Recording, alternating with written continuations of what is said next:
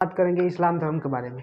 देखिए, इस्लाम धर्म, सबसे पहले इस्लाम धर्म की स्थापना किसने की? इस्लाम धर्म की स्थापना,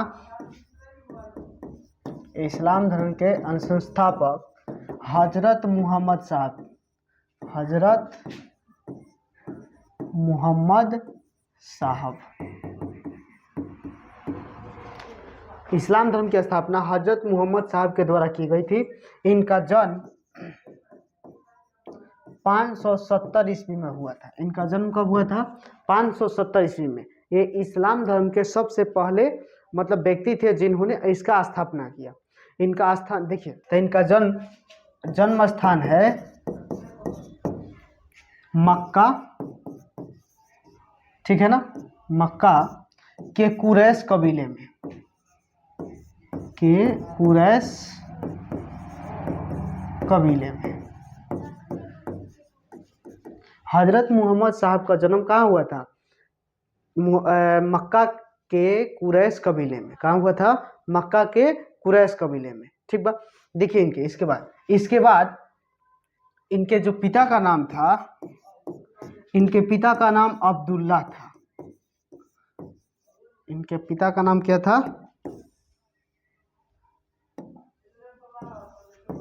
अब्दुल्ला, ठीक है। इनके पिता का नाम अब्दुल्ला था। देखिए, इनका माता का नाम इनका माता का नाम क्या था? अमीना। इनके माँ का नाम अमीना था, ठीक है। और इनकी पत्नी का नाम खादीजा था। इनकी पत्नी का क्या नाम था? पत्नी का नाम खादीजा था। ये लगभग 25 वर्ष की उम्र के थे तब इनका विवाह हुआ, और खादीजा जो थी वो विधवा थी, ठीक है। तब पहला उनका जब उनका विवाह हुआ तो विधवा से विवाह हुआ 25 वर्ष की उम्र में, ठीक है। और इनकी एक पुत्री हुई, बेटी हुई, जिनका नाम था फातिमा। इनकी बेटी का नाम क्या था? फातिमा। इनकी बेटी का नाम फातिमा था। और इनके दामाद का नाम अली था। दामाद का नाम क्या था? अली, ठीक है। इनके दामाद का नाम अली था। कुछ समय के बाद इन्होंने सब कुछ निभा लिया। उसके बाद कुछ समय के बाद इन्होंने क्या किया कि एक गुफा में गए और वहाँ जाकर तपस्या किए, मतलब ध्यान में गए, और वहाँ उस गुफा में गए जिसका नाम था हीरा गुफा। जहाँ ये तपस्या करने गए, समझिए तप करने, ठीक है। इन्होंने मतलब भगवान की खोज में, अल्लाह की खोज में गए, तो इन्होंने तपस्या की। 610 ईस्वी में इन्होंने घर त्याग दिया। 610 में कितना? घर त्याग दिया। और घर त्यागने के बाद इन्होंने हीरा नामक गुफा में, हीरा नामक गुफा में इन्होंने जाकर तपस्या की। और उस समय जब तपस्या कर रहे थे तब उस समय अल्लाह के दूत यानी कि देवदूत जिब्रियाल आए।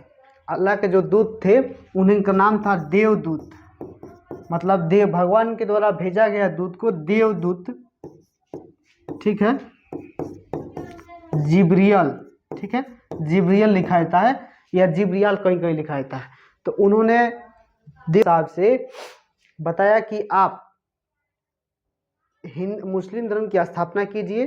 आप तो उन्होंने हजरत मोहम्मद साहब को कुरान की पहली आयत सुनाई, वो भी फारसी भाषा में। याद रखिएगा, देवदूत जिब्रियाल ने कुरान की पहली आयत बताई। अब पहली आयत में उन्होंने अरबी भाषा में, कौन सी भाषा? अरबी भाषा। याद रखिएगा, इस सवाल पूछता है, अरबी भाषा में पहली आयत बताई, ठीक है ना। पहली आयत पर सिखाई कि पहली आयत अरबी भाषा में सिखाई। कब? अरबी भाषा में सिखाई उन्होंने हीरा नामक गुफा में। ये 610 ईस्वी में, 610 ईस्वी में उन्होंने हीरा नामक गुफा में पहली बार आयत कुरान के बारे में जाना। और देवदूत जी, उसके बाद उन्होंने क्या किया कि इस कुरान के बारे में लोगों को शिक्षा देना शुरू किया। ठीक है, मतलब लोगों को उपदेश देना, बताना, सिखाना शुरू किया। उन्होंने उस कुछ समय के बाद जब आप लोग इसको लिख सकते हैं, ठीक है,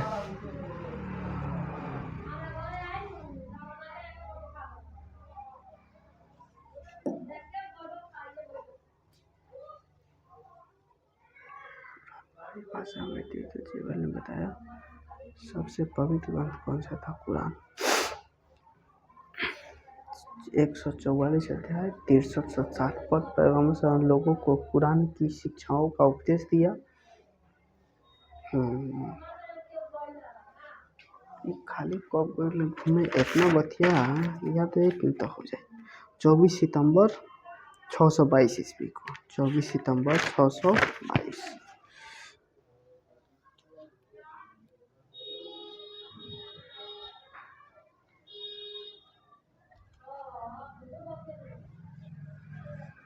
अब देखिए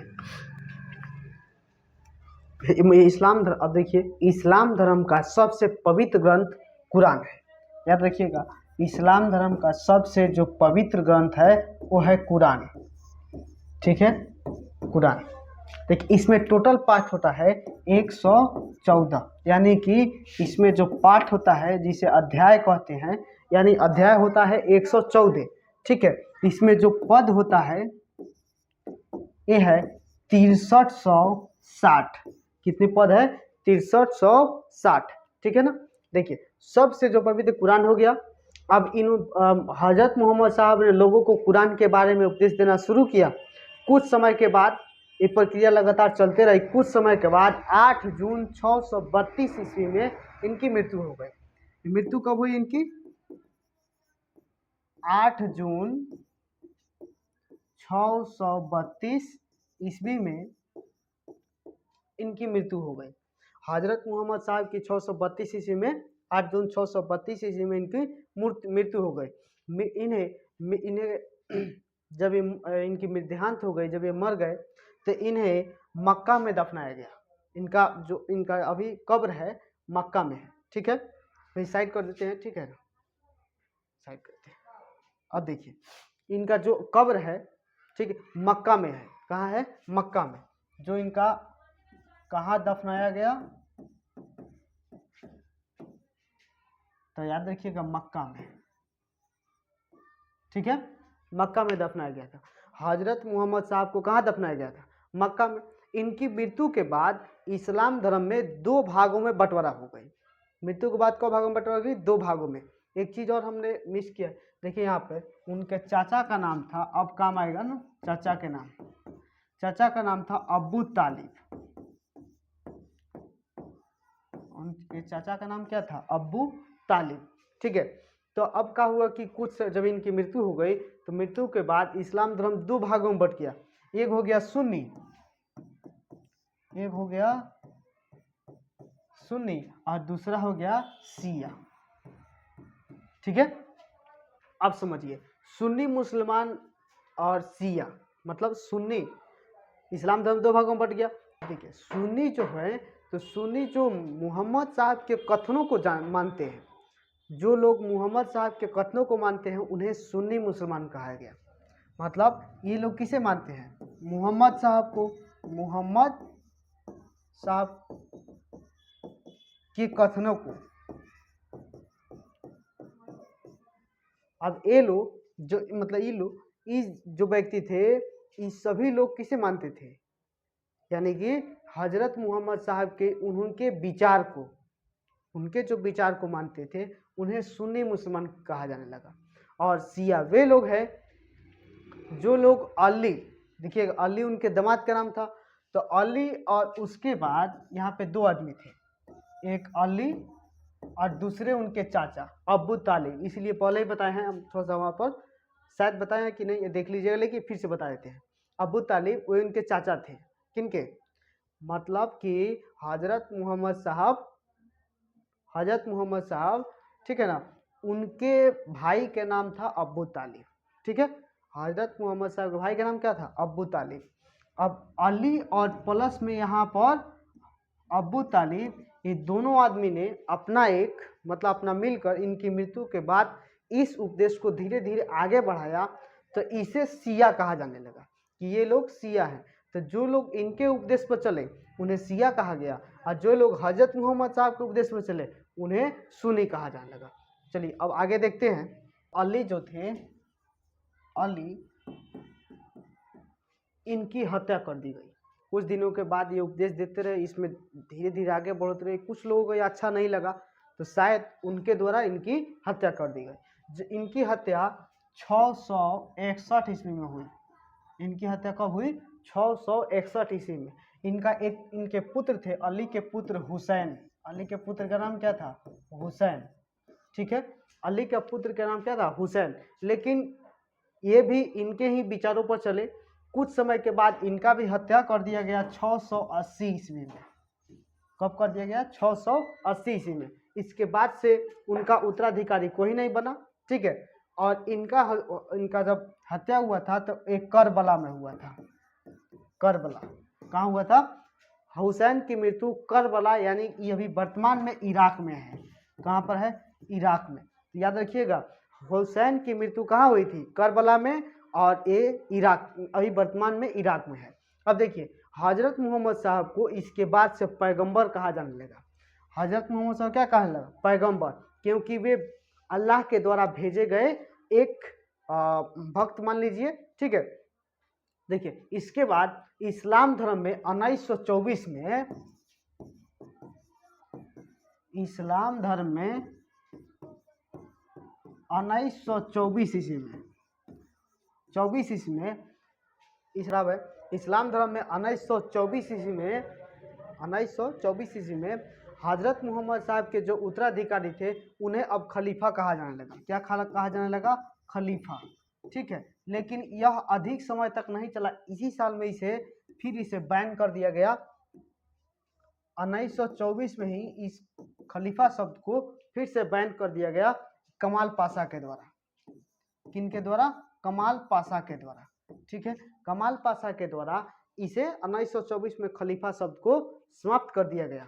ठीक है, चलिए अब नेक्स्ट देखते हैं।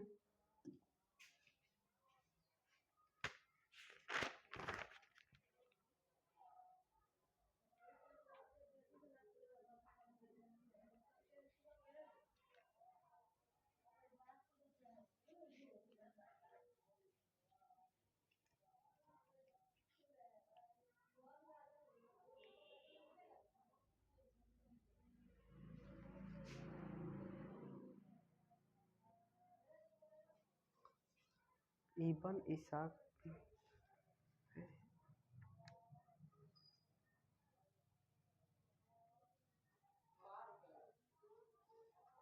इब्न इसाक ने के सर्वप्रथम पैगंबर साहब को जीवन चरित्र लिखा।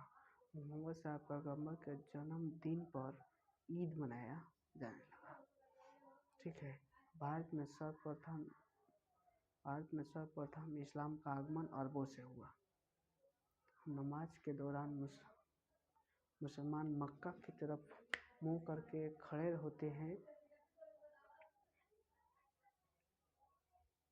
देखिए अब देखिए एक बात आता है। अब इनके मोहम्मद साहब की जो भी जानकारी मिली है, इब्न इसाक जो एक व्यक्ति थे उनके द्वारा उनके मोहम्मद साहब के जीवन चरित्र पर एक किताब लिखा गया था, इब्न इसाक। ठीक है, इब्न इसाक। ठीक है ना, इब्न इसाक जो थे इनके द्वारा एक पुस्तक लिखा गया जिसमें हजरत मोहम्मद साहब के जीवन चरित्र के बारे में जानकारी दी गई। उन्होंने ये सब लिखा। उसी में हजरत मोहम्मद साहब के जन्मदिन पर देखिए, हजरत मोहम्मद साहब, ठीक है, हजरत मोहम्मद साहब के जन्मदिन पर ही ईद मनाया जाता है। क्या मनाया जाता है? ईद। मुसलमान में जब मुस्लिम धर्म में जब हजरत मोहम्मद साहब की जब जन्म हुई थी, उन्हीं के जन्म दिवस के अवसर पर ईद मनाया जाने लगा। यह प्रक्रिया धीरे धीरे बड़ी हो गई। अब देखिए, भारत में सर्वप्रथम, याद रखिएगा, भारत में सर्वप्रथम इस्लाम धर्म का आगमन अरबों से हुआ। अब ये सवाल पूछता है कि भारत में देखिए, भारत में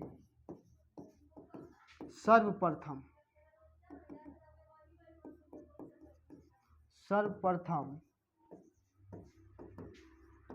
इस्लाम धर्म का